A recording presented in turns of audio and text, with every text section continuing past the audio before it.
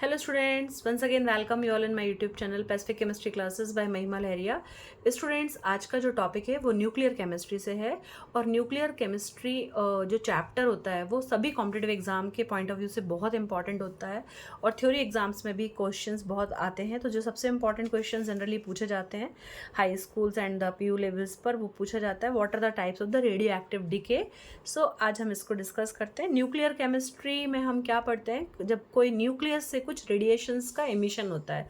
आपने सुना है स्टार्टिंग से यूरेनियम में से कुछ रेडिएशंस निकलते हैं, अल्फा पार्टिकल्स, बीटा पार्टिकल्स। तो जो एक अल्फा पार्टिकल्स निकलेगा तब क्या होगा, जब बीटा पार्टिकल्स निकलेगा तब क्या होता है, एटॉमिक नंबर में चेंजेस आते हैं कि एटॉमिक मास में चेंजेस आते हैं। So just we will have a look in the details. So now just ये theoretical part I have written here. So what's that Rutherford and Soddy in 1903 has discussed about the radioactivity, that it is a nuclear property, means it is a property of a nuclei. Okay, then the nucleus of an atom is very unstable. It undergoes the decay or the disintegration by spontaneous emission of alpha and the beta particle. कोई भी आपका जो radioactive process होता है वहाँ पे हमेशा alpha particles और द बीटा पार्टिकल्स का एमिशन होता रहता है। तो जब भी कोई चेंजेस होगा, अगर एक अल्फा पार्टिकल या बीटा पार्टिकल्स का एमिशन होगा तो जो हमारा एटम है, जो पेरेंट मॉलिक्यूल होगा, उसका प्रोटॉन और न्यूट्रॉन का जो कंपोजिशन है वो चेंज हो जाएगा।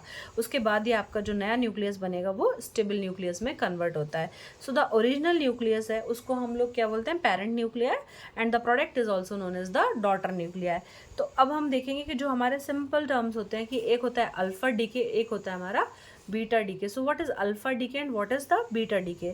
तो जब कोई अल्फा पार्टिकल का एमिशन होगा तो आपका जो मास होगा वो 4 यूनिट्स में चेंज हो जाएगा और जो आपका एटॉमिक नंबर है वो 2 यूनिट से चेंज हो जाएगा। ओके, तो आप ये आपको इम्पॉर्टेंट चीज़ क्या होती है कि जब भी कोई एक अल्फा पार्टिकल का एमिशन हो रहा है तो जो हमारा एटॉमिक मास है मॉलिक्यूल का वो हमारा 4 से कम हो जाएगा।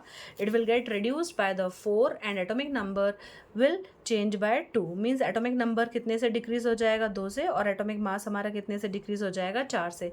इसी प्रकार से यदि वहाँ पे बीटा एमिशन हो रहा है, बीटा पार्टिकल का एमिशन हो रहा है, तो क्या होगा वहाँ पे, the radio active nuclear decay by the beta particle emission, the beta emission increases the atomic number by 1 and there is no changes in the atomic mass। जो सबसे important है वो क्या है आपका, अगर हमारा बीटा पार्टिकल का एमिशन होता है तो वहाँ पे हमारा मास में कोई चेंज नहीं होगा, वो एज इट इज़ रहेगा, और जो एटॉमिक नंबर होगा वो हमारा 1 से बढ़ जाएगा। ओके, तो अब हम एक शॉर्ट में देख लेते हैं। इसको मैंने लिख लिया यहाँ पे कि अगर हमारा एक अल्फा पार्टिकल का एमिशन होता है तो एटॉमिक मास कितने से चेंज होगा, वहाँ पे 4 कम हो जाएगा, अगर आपका, और एटॉमिक नंबर 2 से कम हो जाएगा। बीटा डीके होगा तो एटॉमिक मास जो रहेगा उसमें कोई चेंज नहीं आएगा, एटॉमिक नंबर 1 से हमारा बढ़ जाएगा। तो अब हम पहले देखेंगे कि अगर हमारा, इसको मैंने सिंपल वेज में लिखते हैं, एक एग्जांपल से देखेंगे हम लोग। यदि मान लीजिए हमारा एक अल्फा पार्टिकल का एमिशन हो रहा है और एक बीटा पार्टिकल का एमिशन हो रहा है, तो हम इसको कैसे रिप्रेजेंट करेंगे। तो यहाँ पर अगर मैंने एक अल्फा पार्टिकल का एमिशन, जैसे एग्जाम्पल रेडियम है, रेडियम का एटॉमिक नंबर कितना होता है हमारा, 88 है, तो इसका जो एटॉमिक मास है वो कितना है, 226 है। तो अगर मान लीजिए उसमें से एक अब अल्फ़ा पार्टिकल का एमिशन हो रहा है, इसमें से हमने क्या कर दिया, माइनस अल्फ़ा पार्टिकल, तब क्या होगा आपका बेटा, मास नंबर कितने से कम होगा, 4 से, और जो हमारा एटॉमिक नंबर है वो कितने से कम होगा, 2 से। तो अब ये कितना हो जाएगा, 226 से इट विल चेंज टू 222, 226 से 222 आ गया, 4 आपका हट गया। इधर से आपका देखिए, इधर 88 था, यहाँ पे कितना कम हो गया, 2 से, तो ये कितना बन गया, 86। तो ये जो हमारा रेडियम था इसको हमने क्या बोला है, पेरेंट न्यूक्लियाई, और ये जो फॉर्म हो रहा है नया, इसको हमने क्या बोला, डॉटर न्यूक्लियाई। इसी टाइप से जब हम बीटा डीके की बात करेंगे तब क्या होगा आपका, बीटा डीके में क्या है आपका इम्पॉर्टेंट, जब बीटा डीके होता है तब आपका जो एटॉमिक मास होता है उसमें कोई चेंज नहीं होगा, एटॉमिक नंबर 1 से बढ़ जाएगा। तो यहाँ पे एग्जांपल लिया है मैंने आपका लेड का एटॉमिक नंबर आप 82 होता है। जब इधर पे बीटा पार्टिकल एमिशन होगा तो क्या होगा, आपका मास नंबर सेम है, 214 था, 214 है, एटॉमिक नंबर 82 था, तो बीटा पार्टिकल एमिशन में एटॉमिक नंबर 1 से बढ़ जाएगा, तो ये कितना हो गया अब आपका 83। तो ये आपका एक अल्फा पार्टिकल का एग्जाम्पल सबसे अच्छा है ये रेडियम टू रेडॉन 88 था, एक अल्फा पार्टिकल निकला तो क्या हो गया वो 86। यहाँ पर आपका एक बीटा पार्टिकल से क्या होगा वो 83। अब हम देखेंगे कि मान लीजिए एक अल्फा पार्टिकल का एमिशन हो रहा है, ओके, और 2 बीटा इमिशंस हो रहे हैं, तो क्या बनता है, तब हमारे आइसोटोप्स फॉर्म होते हैं।